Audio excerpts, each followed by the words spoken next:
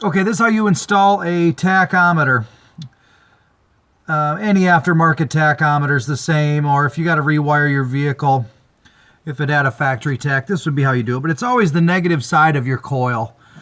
You always run it's usually a green wire on the tachs, the aftermarket ones. You always run it to the negative side of your coil, just like this.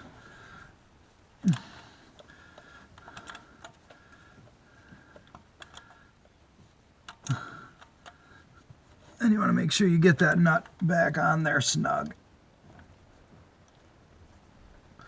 That's nice and snug. They're not wiggling. Everything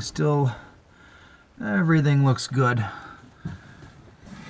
I had this grommet on my firewall that some other other harness was fit into, and I got a bunch of other wires I've used just also shoved into this grommet. If you don't have something like this, you could easily just drill a hole, and then you want to put a grommet in there, or use a bunch of electrical tape, because that hole's going to be sharp that you drilled in there. So I mean, you could wrap a bunch of electrical tape kind of in like a cone on the wire, and then shove the wire into the hole that you drill. But luckily this grommet was already here, and I got a bunch of other wires already shoved into it. Once you got some of your wires fed up through there, I was going to mount this tachometer. I was going to mount it under the dash, but everybody was saying, oh, you got to mount it on the dashboard itself. And the more I look at it, yeah, it's not such a giant outrageous 5-inch one that just would look kind of gaudy on here. I didn't really want to mount it on the dash, but this is small enough. It doesn't look so bad mounted on top of the dash. I think I can live with that. And then it's in my eyesight, and I'm not always looking down, because I don't have a speedometer on this vehicle. I'm going to kind of use the tachometer as my speedometer. Yeah, I think that'll look good. Mounted right about there. I'll mount it and then run the wires up. But it's real simple, the wiring. Your black one is, of course, your ground. Your red one's going to be your 12-volt source. And the green one is going to be the one that we ran up from the negative side of the coil. So real simple. I'll do all this real quick, and I'll show you the end product. Yeah. All right. Yep. Just got done, and it started to rain. So luckily I finished. But I was going to run this tach to another switch. That way I could shut it off if I'm driving at night, and I just don't want that light just blasting at me the whole time. So I was going to run it to a switch, but I remember this is like a cheapy color changing. It's actually I'll do a little review on it too. It's a Dragon gauge. I don't know. It was the cheapest $20, 3 3/4 inch gauge. I didn't want a 5-inch. They're kind of gaudy, and it would be a little bit too much. Not that this looks any better than having a big stupid 5-inch with a giant shift light sticking up here, but I definitely didn't want anything that big. So I went with this one. It was actually the cheapest one on eBay. And I remember, anyways, back to it. I remember it was a color changing. So I thought maybe one of the options would be have no color. And actually, yeah, I got lucky. You just keep pressing the button until the light goes off. So you can shut the light all the way off on it, which is really handy. But I did find when I had it set, because you can have it set on 4, 6, or 8 cylinder. And on 8 cylinder, when I'd have this thing like redlined, where it should have been maybe a little over 5,000 RPM. I would think this thing would rev to 5, but this thing would only rev up to about 3. And I don't know if it's just this tach is a crappy one or what. So I set it to a 6-cylinder. When I had it set to 4-cylinder, this thing would, she'd come all the way over to 8, and I wasn't completely redlined yet. But it was close.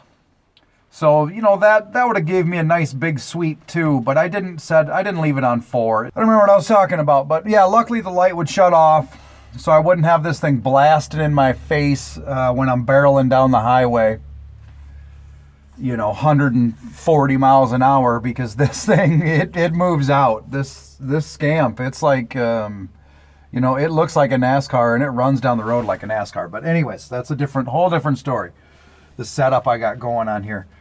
But, yep, so I got it set to 6-cylinder. So that brings me up to, I don't remember, 6 or 7 when I'm kind of redlining, which, you know, it's a lie, but it at least gives me a good sweep. I'll show you what it looks like here. See, it's set on 6, and my idle is about right. I mean, I'm idling probably at, I don't know, maybe 7. You know, 700 right there. And when I do bring it up to, and this shift light, it's pretty accurate, you know. When I bring it down to, well, a little bit under 2, I guess where the 1 would be, it does come on. I notice when you kind of rap on it really hard, the shift light will go off. You want to have it like set up really high. Oh, I guess it's not now, but I'll bring it up to,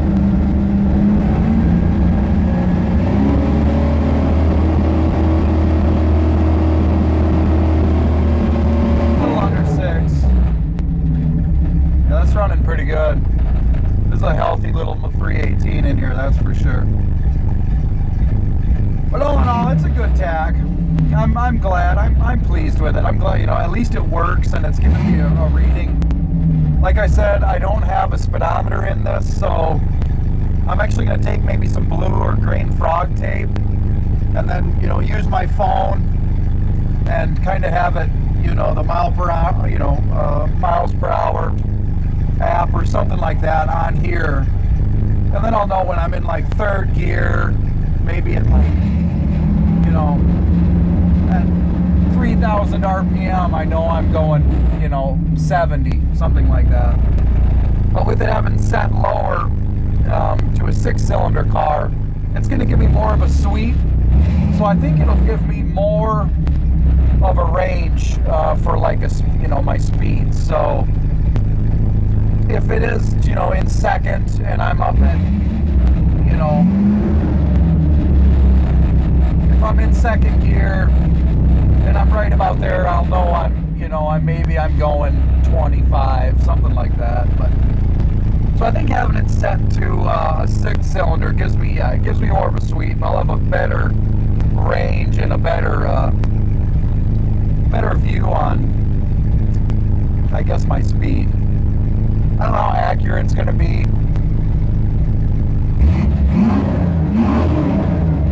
Yeah, this thing roars. Tach is good. It's quick. So, yeah. If you like the video, crush that like and subscribe. I got more Mopar and everything else coming out soon. Ton of other videos, not just Mopar. That's kind of what the last few cars I've been doing were. Once I get onto something, I like to kind of continue it, because those are the parts and tools and crap I got laying around. So, yep. Thank you very much.